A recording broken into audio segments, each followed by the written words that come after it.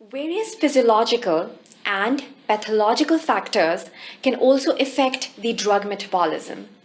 Physiological factors that can influence drug metabolism include personal factors like age, pharmacogenetics, enterohepatic circulation, nutrition, intestinal flora, or sex differences.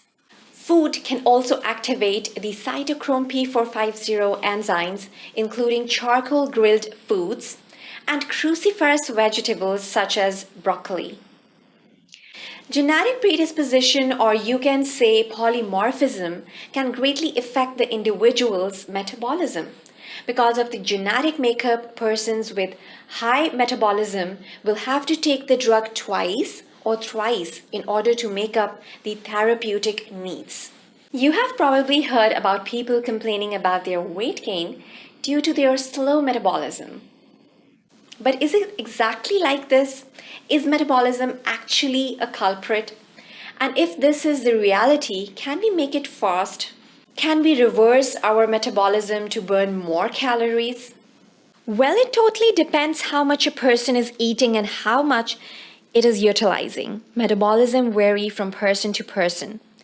Some are rapid metabolizers and others are slow. If a person is a rapid metabolizer, he or she clears the drug very quickly, and the therapeutic concentration of the drug in the blood and tissues may not be reached.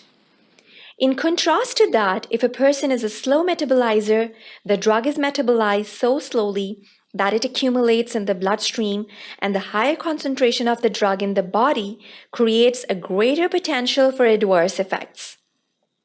Which is why the rate of metabolism can vary significantly for different patients, affecting the efficacy and toxicity of the drug for patients who have remarkably high or low metabolism rates. There can be pathological conditions as well that affect the rate, such as chronic liver disorders. Cirrhosis causes changes in the architecture of the liver that will eventually lead to the loss of the liver tissue, which will lead to the decrease in the drug metabolism enzymes. Less enzymes, less metabolism, and meaning more drug in the blood.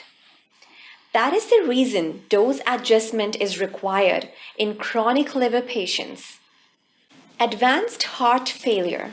The disturbance in the heart mechanism and the extent and pattern of tissue perfusion will result in hypoxia and visceral congestion.